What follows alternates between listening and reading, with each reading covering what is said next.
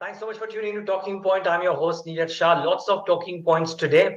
For a change, we'll start off with the micro and then head towards the macro because Geo Financial Services, the big listing has happened. It's trading at about a 10% or 10 rupee discount to the derived price of 262, at which I think, as per a Jeffries note, the derived price to book comes at about 1.9. But there's a lot of debate around that as well.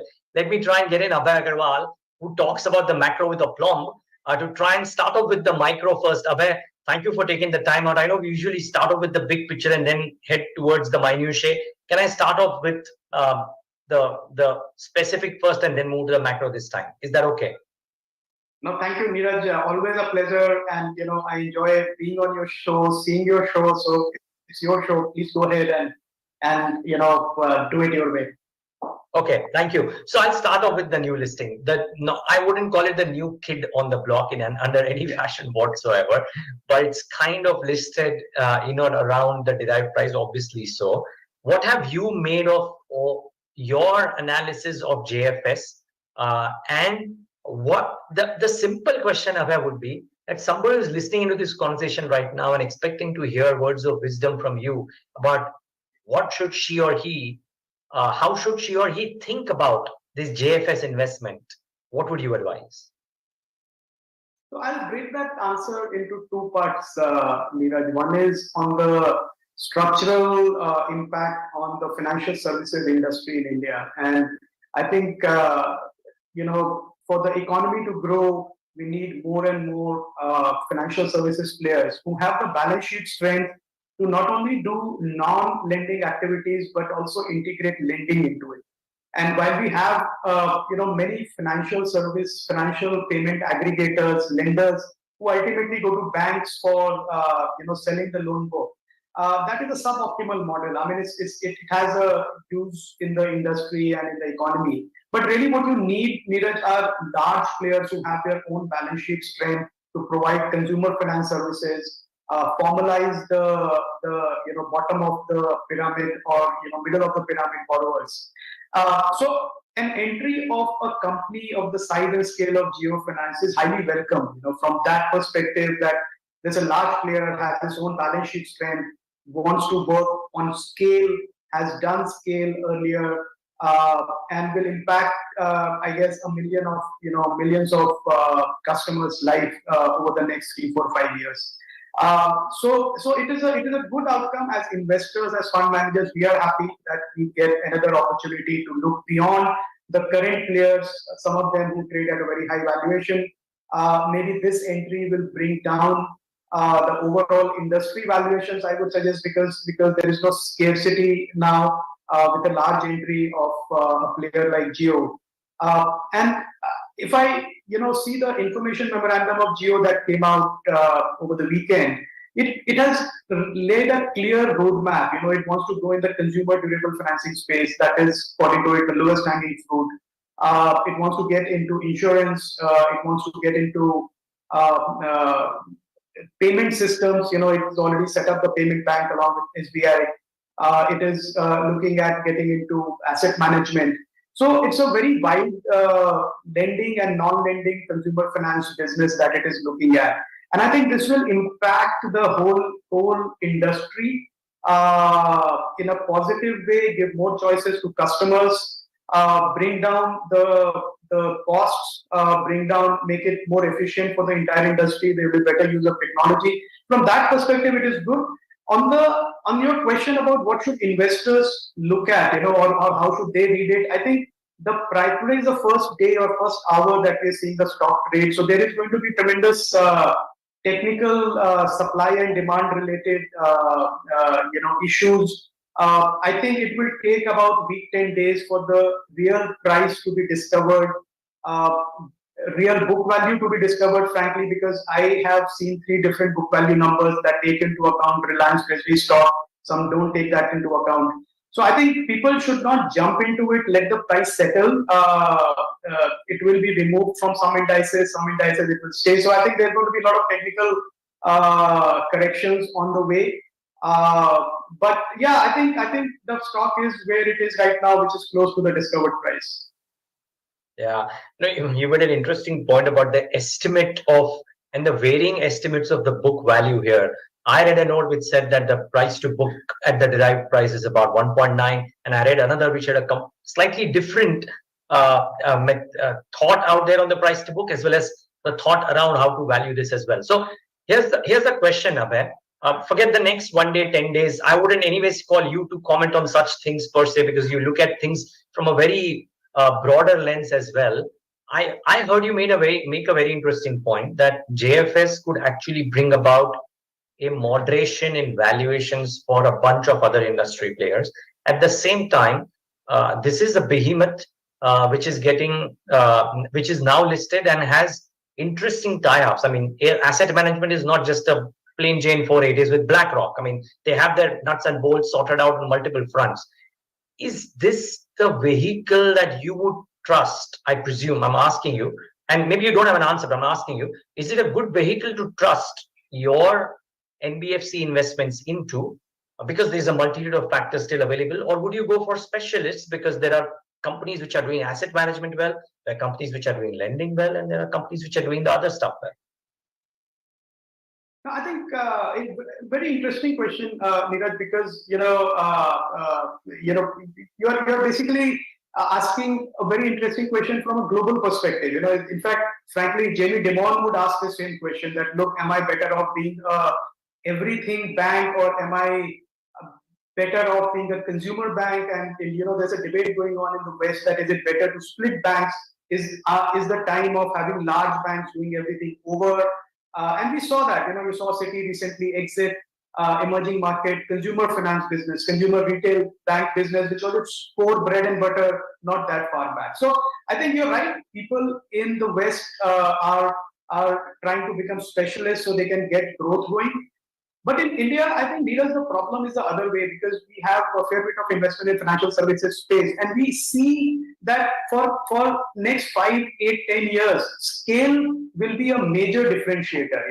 Just what you can do as a combined entity, and frankly, the tie-up with BlackRock. BlackRock is the largest asset management company in the world, and with no presence in India. And if BlackRock was to come in and say, who is the large player I can tie up with, it's literally, you can count them on fingertips. It's the big industrial groups. And if Reliance is there, a very attractive proposition, because here is a group that has shown what it can do in terms of not only dreaming but executing. We saw that in retail, that has come up and surprised people at the sudden speed and scale it has got. Then telecom is a classic story.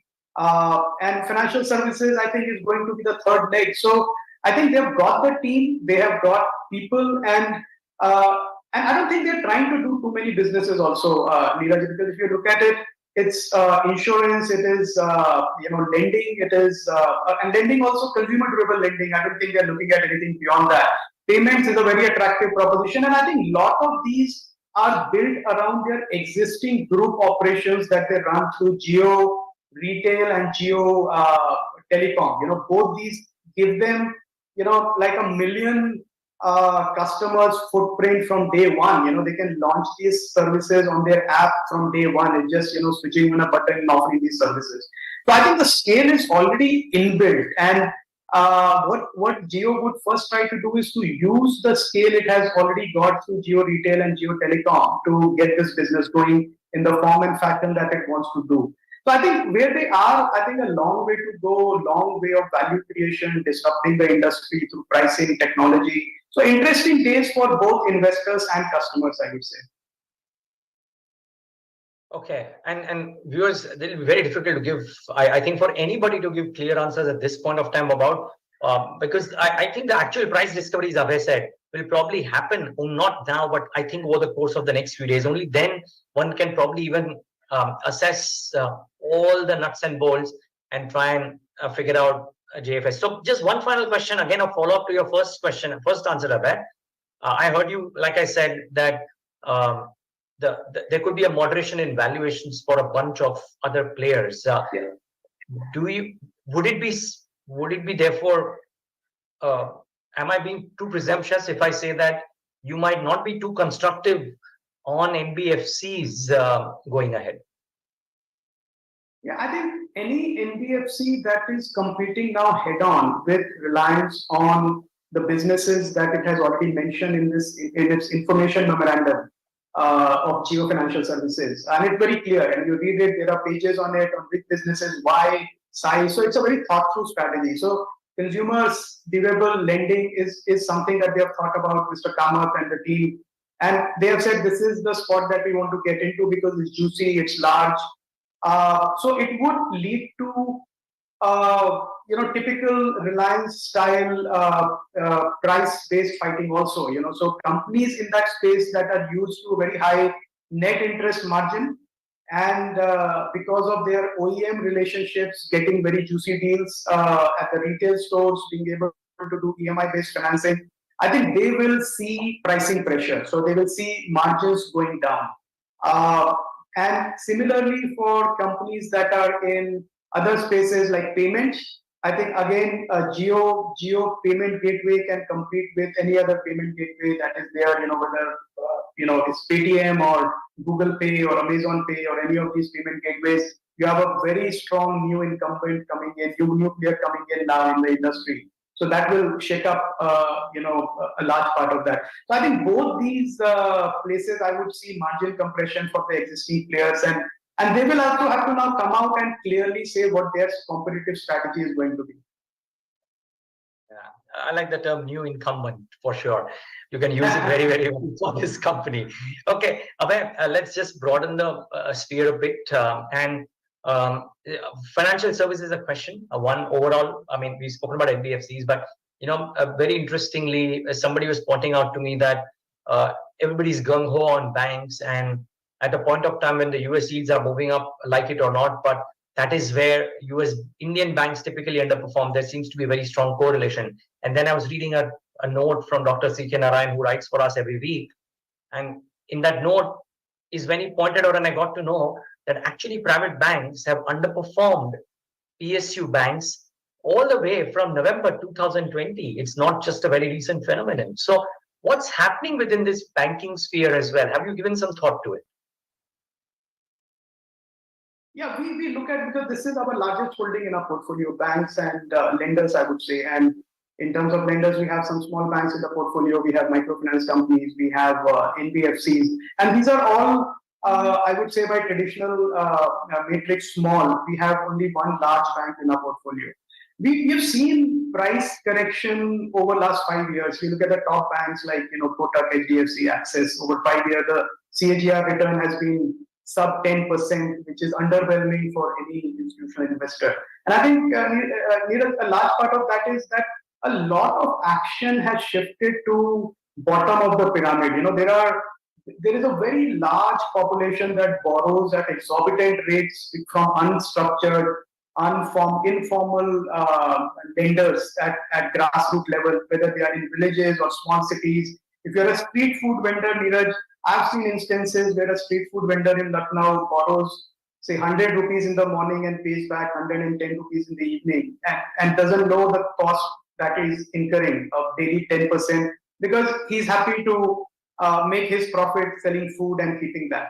So I think a lot of action is happening at the grassroots level, with the smaller banks, smaller NBFCs, microfinance companies are able to capture in a much better manner, show much better growth from a low base. And their valuations are substantially lower than the large bank valuation. So I think I think that's where the action has shifted, saying that, look, let us look at the smaller banks which can grow faster and become bigger without sacrificing the high NIMs and the high yields that they make. And what has worked also in their favor, Neeraj, is that first the large banks used to get paid, large private banks used to get paid a premium because of their better lending practices, leading to lower NPAs. And now we have got into a asset quality cycle over last couple of years, especially after COVID, that generally there is an improvement in the credit quality. Lenders, borrowers are paying back on time. So asset quality has improved across the board, even for small banks. People who had 5%, 6% GNPA have come down to 3% GNPA. We're seeing a lot of banks at 3% NNPAs are now down to 1.25% NNPAs. So they are aggressively provisioned. Also, PCR ratios are up for the small banks to 75%, 80% in some cases. So I think that is what is attracting investors away from the large banks which are trading at still whatever I'm saying expensive valuations and moving towards PSU banks plus smaller private banks plus NBFCs that are growing faster and making better ROAs and ROEs. Got it. Now, viewers, because we don't have as much time, for a lot of things that Abhay Agarwal does like, you can refer to the previous interactions. He's given his rationale on why textile companies, given his rationale on why, I think, unless I'm very wrong, he's moderated a little bit of his exposure to even hotel companies. Abhay, am I wrong? You probably did that, right? You were in hotels. Yeah, we did that. We put it out in the investor letter also. We had one hospitality company, hotel company that we have exited, Lemon Tree, because again, when a story becomes very public, the valuations run up, and then we need to move on to something else. So I think that's what we did. And the textile stocks, textile stories, have worked out very well. I think today also we are seeing some of the price action in stocks that we own in that space. So yeah, again, I think playing small caps, mid caps through a theme is a good way to do it, rather than taking single stock picks. Got it. So viewers, keep that in mind. I mean, for that, you can refer to the previous conversation. The reason I say this is because before I wrap up this interview, I want to ask Abhay about the fear that is plaguing the market at large, the macro question, which is what will happen, Abhay, to the market sentiment or actual performance with the way the US yields are moving up and what China and what's happening in China. Because I saw a tweet from you which said that, which rightly said that this is not a fear of inflation which is leading to the yields moving up. There are technical factors at play. So please fill us in this before we wrap up the show. So I think this has been in the making again, Neeraj, and you have seen it, and I've seen this, that China post-COVID has not recovered. It has continued to worry about low growth and also been shut out from a lot of global markets, a lot of global capital that used to come to fund China's growth is missing now suddenly. So China has been left with no option but to stimulate its economy by using its own resources. And its biggest resource is about $1.5 trillion of forex reserves that it has. And those forex reserves are again a very large amount. I think almost $800 billion to $1 trillion is in US treasuries. So you have to understand that when US borrows, it issues US dollar treasuries. And these treasuries are bought by central banks all over the world. And that's the way US has been funding its own, ballooning fiscal deficit. But now we have come to a point that a lot of sovereign banks and a lot of central banks are focused on stimulating their own economy rather than buying or using the money to keep buying US dollar treasuries. So now US dollar treasuries yields are getting impacted because suddenly we are seeing yields go up across the board. 30-year, 2-year, 10-year, 5-year US dollar treasury yields are high.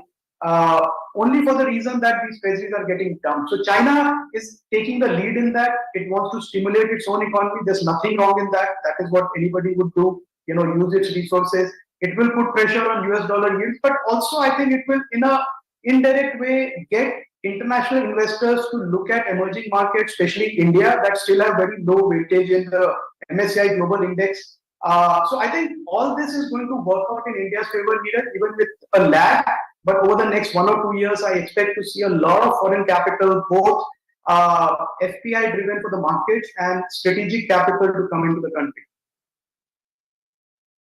Cross fingers for all of that. Abhay, always a pleasure talking to you. I know we focused a lot more on micro, but JFS is a big event, so thought we'll get that out of the way as well. Thank you for your time and for your wisdom. Well, thank you so much. It's my pleasure, Neeraj, always to be on your show and share my views. Thank you. Many, many thanks. And viewers, thanks for tuning in to this edition of The Talking Point.